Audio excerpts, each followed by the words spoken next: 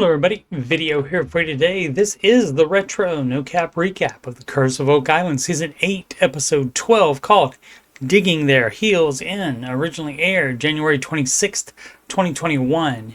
If you missed any of my recaps of previous and future episodes, there's a link to my Oak Island playlist in the upper right. Let's get into it. Previously, on the Curse of Oak Island, people have been looking for an incredible treasure for 230 years. In the man-made triangle-shaped swamp, the team is continuing to investigate the stone road or wharf.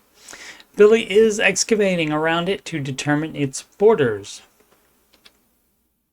The archaeologists, including Miriam Amaro here, are hand-excavating the road itself, searching for any artifacts or clues. Rick says he'd like to be more aggressive and machine excavate the entire thing, but since the archaeologists think it's a very unique feature, it's best to proceed appropriately instead. Gary spots a piece of glass in the spoils. Craig holds it up to the sun and sees a lot of air bubbles, which would mean it's older. Gary estimates that it is anywhere from the early 1600s to the late 1700s. At the wash table, Alex, Peter, Michael, and Dan Hensky are going through spoils from last year's Money Pit area borehole B8, which was 10 feet southwest of OC1. The team is of the belief that the original Money Pit shaft is nearby. OC1 held timbers at 150 feet underground that dated back to 1706, 89 years before the discovery of the Money Pit depression in 1795. Alex finds what they think is a boot heel.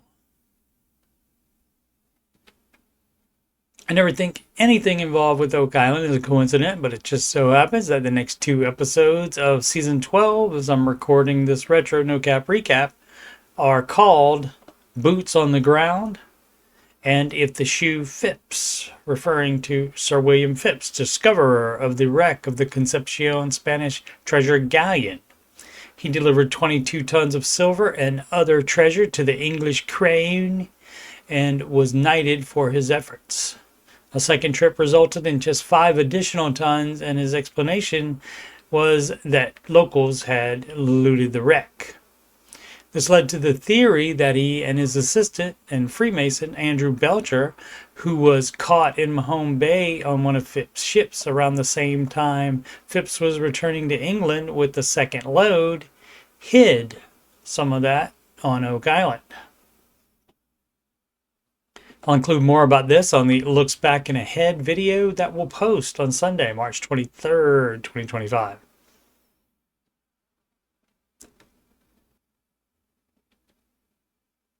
In the Money Pit area, there is wood on the core sample table. It's from 95 feet underground in borehole C9 that is 16.7 feet northwest of OC1.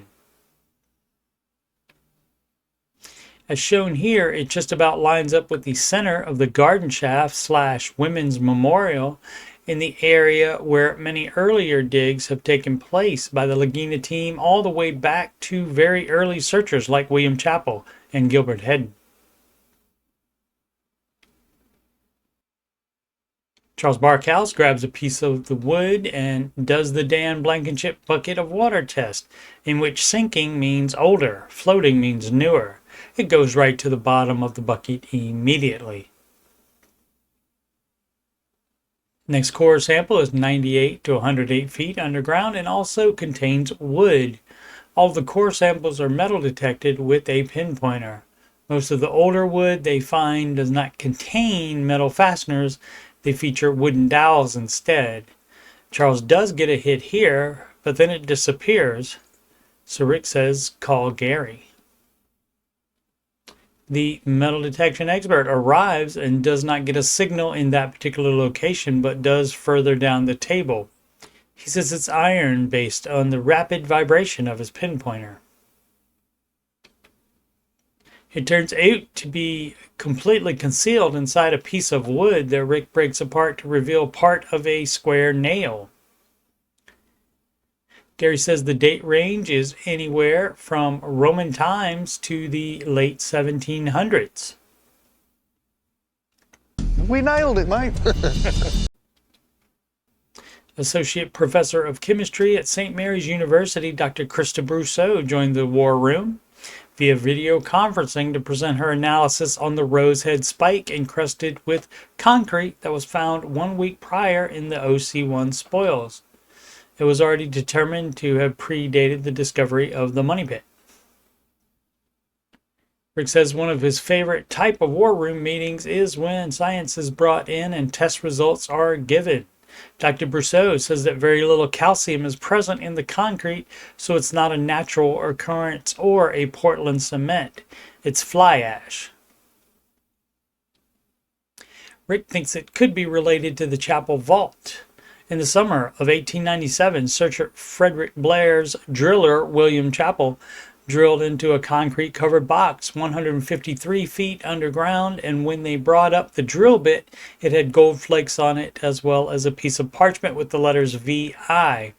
Marty later explains that if the flood tunnel booby traps were made to flood the area, depositors would want to protect their treasure, and that a wood box covered in clay and then cement on top of that would protect the contents from water for thousands of years. Of course, this protection would be defeated by drilling a hole into it, which would allow water in. The spike itself is dated to before 1790, and its high phosphorus content indicates English manufacture. Earlier in Season 8, the team found a 1500s British military pine tar kiln 200 yards northwest of the Money Pit area on Lot 15. Archaeologists Laird Niven and David McInnes, great-great-great-great-grandson of Money Pit discoverer Daniel McInnes, believe that the kiln is likely related to the Money Pit. In the Money Pit area, this wood has come up from only 40 feet underground in new borehole C8.5, which means it's 2.5 feet from C9 since the grid lines are 5 feet apart. Charles tells Marty that he and Doug strongly believe that it's the Tupper shaft from 1850. The Tupper shaft, dug by the Truro Company 10 feet to the northwest of the original shaft after it flooded again at 98 feet. Their idea, which was tried by other searchers as well, was to dig a nearby shaft deeper than the flood tunnels and then tunnel beneath the original Money Pit shaft to reach it safely. They flooded out as well, and water remains undefeated on Oak Island to this day. Marty tells Charles to put all of the info on paper so they can meet and decide how to best proceed. The shot of the episode is this one, used as a transition here. With the swamp full of water and there not being a women's memorial, it's definitely out of the episode's timeline. Charles and Doug pay a visit to the Dawson Print Shop in Halifax, well worth the 50-mile drive to get input from ancient manuscript conservator and leather expert Joe Landry on the boot heel from borehole B8 and another piece of leather found in 8A earlier this season. The first one he looks at is the 8A piece, and he says that it's likely part of a garment, and due to the small holes punched very close together, it's something that was for a higher class of citizen. Cheaper garments would have bigger holes further apart so that the sewing is easier. Joe says that the boot heel is indeed part of the sole of a boot of a heavy-duty shoe. Based on the weight and the shape, it is again something that someone higher class would be wearing. Charles says they will do carbon dating on the leather items. In the swamp, Billy has begun cutting 2 trenches across each other so they can tell what, if any, further directions the stone road goes. Billy hits more rocks and Rick probes with a stick and hits a line of rocks. Dr. Spooner jumps down into the trench and hand excavates, immediately saying that the cross-section of soil has been previously disturbed. He also says it's full of rocks. It appears as though a stone path curves away from the stone road and heads north along the eastern border of the swamp.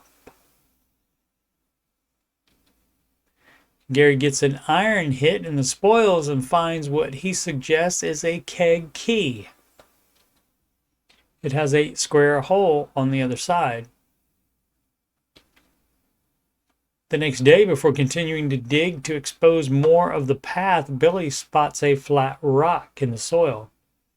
Rick stands over it and says that it lines up. Billy uncovers another section of rocks and Steve arrives to GPS it to provide elevation data, which, surprise, is 2 feet above sea level, the same as the rest of it. Rick says all we need to know now is where does it go and why. 1492 to 1662 is the carbon dating result on the 8B leather. Craig combined 2 date ranges as the highest possibilities into one big range that is 95% certain. Those separate ranges are 64.5% 1492 to 1602 and 30.9% 1615 to 1662. Either way, it's at least 133 years before the discovery of the money pit. Doug tells Marty that Joe Landry had said it would have been a dress type of boot instead of a workman's boot. Gary points out that the earliest date of 1492 would be significant anywhere in North America. Gary closes out the episode before the ending narration with a medieval baby.